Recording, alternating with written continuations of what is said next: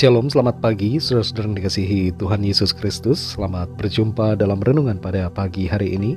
Doa dan harapan saya saudara semua ada dalam keadaan yang baik, sehat, penuh sukacita, penuh iman, dan selalu berlimpah berkat Tuhan.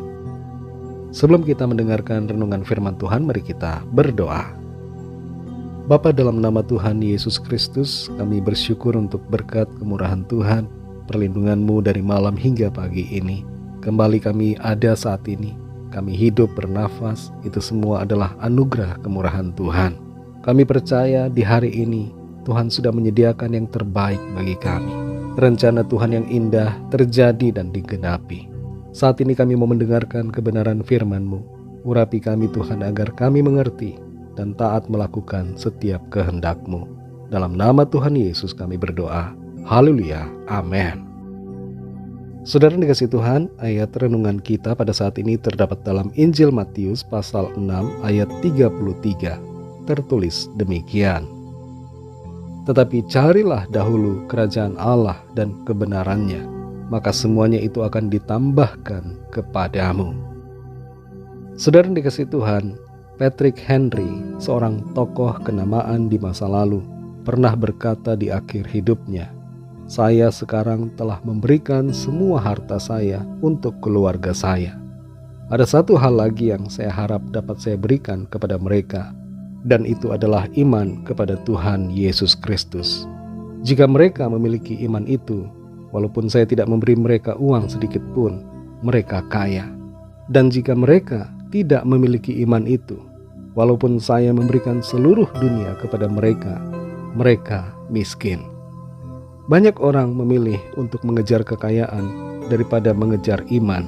Banyak orang terobsesi dengan harta daripada terobsesi untuk mencari Tuhan.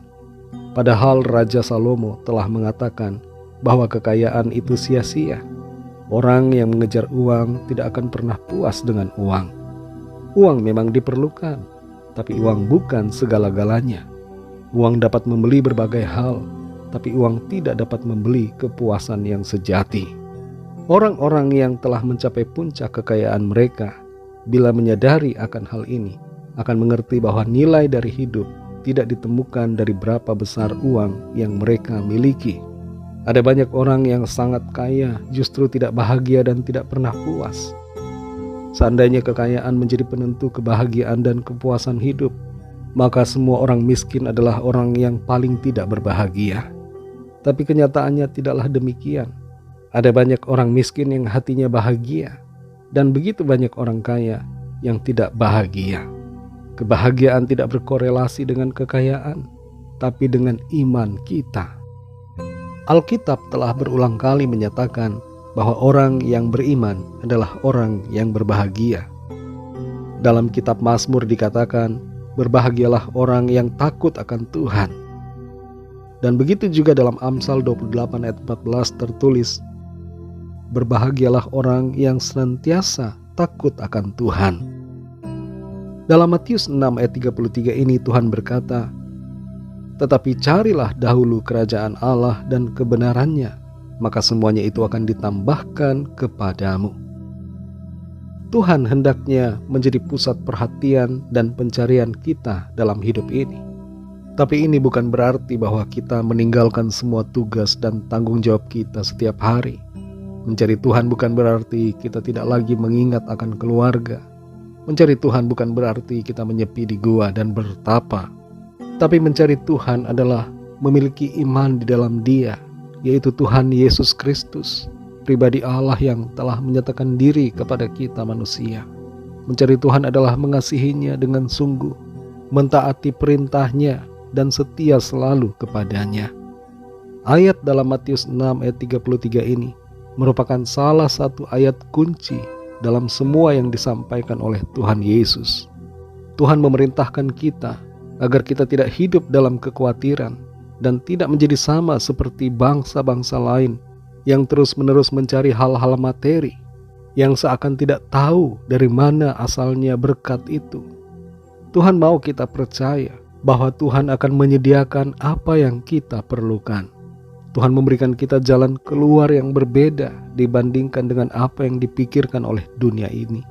yaitu agar kita mencari Tuhan, mempercayai kebenarannya, dan menyerahkan segalanya kepadanya untuk mengurus kebutuhan hidup kita.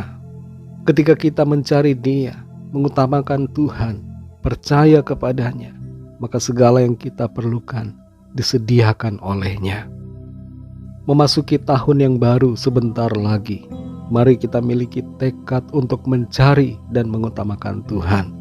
Jangan mengejar kekayaan, tapi kejarlah Tuhan, karena Tuhanlah sumber berkat dan sumber kehidupan kita.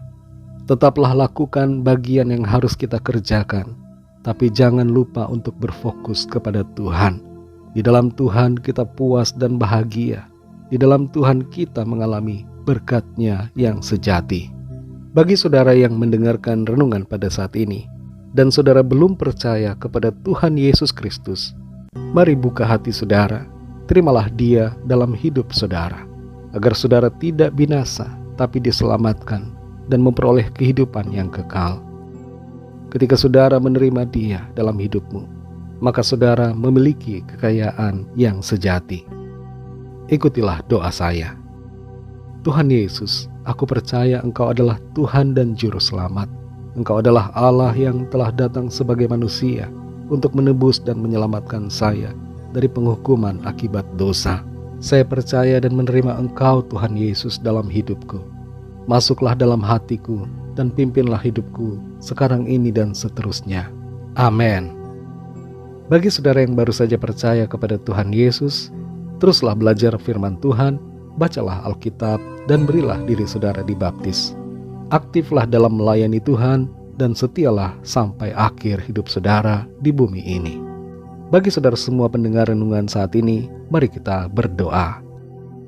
Kami bersyukur kepadamu ya Tuhan Yesus, oleh karena firman-Mu memberikan kami pengertian untuk kami mencari Engkau, percaya kepadamu, mengasihi Tuhan lebih lagi, memiliki fokus yang benar dalam hidup kami, tidak berfokus pada kekayaan dunia ini, tapi berfokus untuk mencari Tuhan, menyenangkan hati-Mu, hidup dalam ketaatan kepadamu. Terima kasih Tuhan, berbicaralah terus kepada kami ya Tuhan, lewat Roh Kudus-Mu. Berikan kami pengertian demi pengertian, untuk kami dapat memahami akan kehendak-Mu. Pimpinlah kami di sepanjang hari ini, dalam segala tugas aktivitas kami. Biarlah dalam semua yang kami lakukan, nama Tuhan senantiasa kami puji dan muliakan. Kembali kami bawa kepadamu setiap permohonan doa dan pergumulan kami masing-masing, agar Tuhan melawat setiap kami, menjamah yang sakit, memberikan kekuatan bagi yang lemah, menghiburkan yang susah, dan memberikan pertolongan-Mu yang ajaib bagi mereka yang sedang dalam persoalan. Kami percaya kami alami kemenangan, kami alami pertolongan Tuhan. Dalam nama Tuhan Yesus Kristus, Tuhan dan Juru Selamat kami sudah berdoa dan mengucap syukur. Haleluya. Mari sama-sama kita berdoa, doa Bapa kami. Bapa kami yang di sorga, dikuduskanlah nama-Mu, datanglah kerajaan-Mu, jadilah kehendak-Mu di bumi seperti di sorga. Berikanlah kami pada hari ini makanan kami yang secukupnya, dan ampunilah kami akan kesalahan kami, seperti kami juga mengampuni orang yang bersalah kepada kami. Dan janganlah membawa kami ke dalam pencobaan, tetapi lepaskanlah kami daripada yang jahat. Karena Engkaulah yang punya kerajaan dan kuasa dan kemuliaan sampai selama-lamanya. Amin. Terimalah berkat Tuhan. Tuhan memberkati engkau dan melindungi engkau. Tuhan menyinari engkau dengan wajah-Nya dan memberikan kasih karunia.